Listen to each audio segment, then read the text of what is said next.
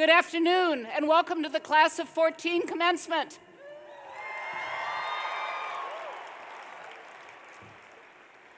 I'm Chancellor Rebecca Blank, and I want to welcome you to the University of Wisconsin-Madison's Spring Commencement for 2014. And welcome back to Camp Randall, the first time the graduating class has been here together in one place in 25 years.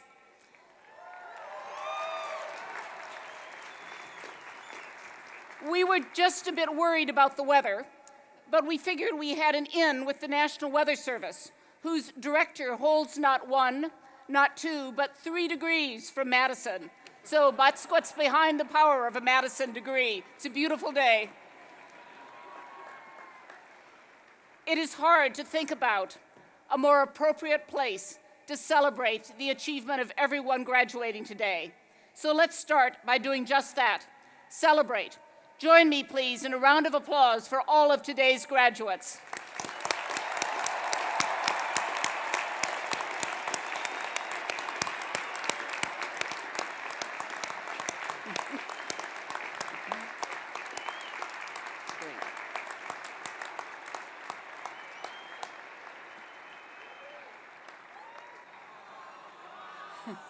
It feels right to be here today, because this is a place indelibly connected to both the academic and the athletic rituals of the university.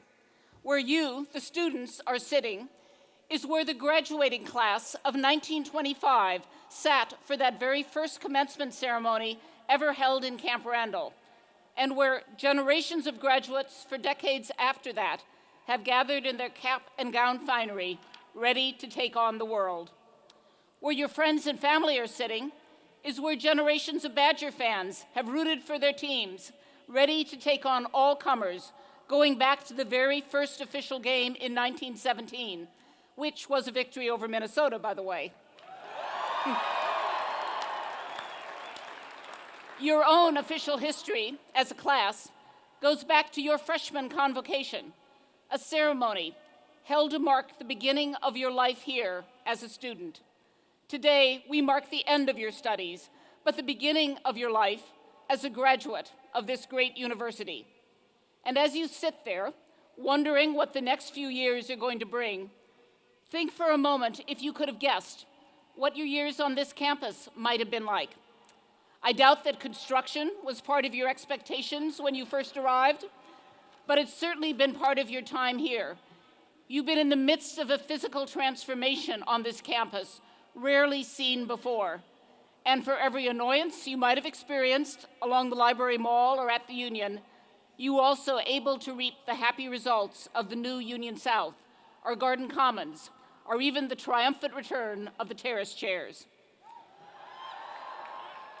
ESPN couldn't seem to get enough of you while you were here with game day visits. They even tagged Madison as the greatest college sports town in the country, which was That was really nice of them to say, but it wasn't news to anyone sitting here. Revelry, Rose Bowls, a battle for Bascom that will evidently go down in snowball fight history. Even the President of the United States came by, not once but twice, to visit while you were here. All of this, and we haven't even touched on the private moments, the memories and discoveries that every one of you are going to carry with you as you leave this place. My guess is that for most of you, the majority of those significant moments grew out of opening your mind, your heart, or your world to something you'd never tried before, never learned or experienced before. When he was on campus 2 years ago, the astrophysicist Dr. Neil deGrasse Tyson said, "Doing something different tomorrow than you did today, that is the foundation of discovery." And by the way, just to demonstrate what multi-talented people we have visiting UW, Dr. Tyson is not only one of the world's greatest astrophysicists, he was also elected the world's sexiest astrophysicist. Who knew they had such elections? Doing something different tomorrow than you did today, thinking about tomorrow, dreaming about what is out there, and then gaining the skills and the knowledge you need to get you there. That That is what keeps us moving forward, and that is what keeps the culture alive, open, and thriving. For Jessie Kendall, that meant discovering her talent for connecting with people, especially her older customers. During a decade of waitressing, that was exactly the skill that made for a good nurse, which inspired her to take a second stab at college and earn the nursing degree she's receiving today. She's going to take that degree and her affinity for older patients to the prestigious nurse residency program at the University of Wisconsin Hospital and Clinics. And who knows what the geriatric nursing practice or patient advocacy programs will gain as a result of her skill and her passion. Wally Graber discovered here that growing plants is a terrific way to learn all kinds of core subjects, including math, science, art, engineering, and other life skills. While here, he taught cooking and gardening to kids in Dane County. And then he helped set up an aquaponics system, a food production system that incorporates fish and plants at a university in Kochi, India, as a learning tool for school children there. Now he's going to take his degree in landscape architecture with a certificate in environmental studies and use it to introduce more hands-on lessons that involve growing food in our nation's educational system.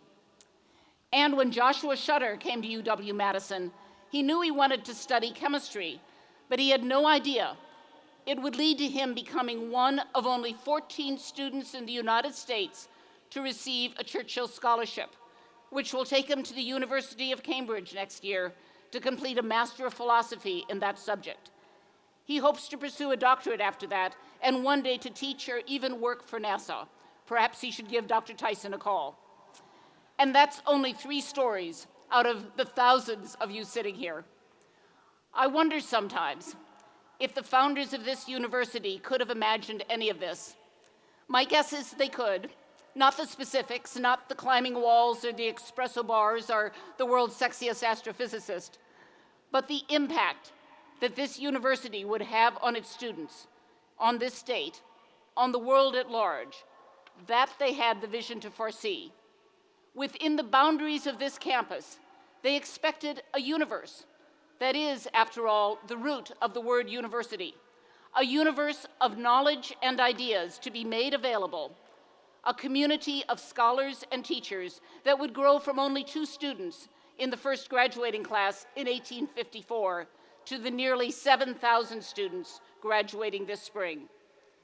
If we've done it right, a world has been open to you here, a world of questions and thoughts and possibilities that you will take with you as you head into the very real world and the very real challenges that will face you. The Wisconsin idea is the idea of knowledge in action, that this university doesn't just educate and research, but it exists to serve the world at large, beyond the borders of the campus, the state, the nation.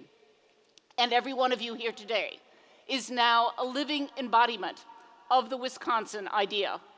We expect you to take what you have learned here and to use it to be more productive workers, better citizens, and just better people, reaching out into the world like the rays of light on that university seal.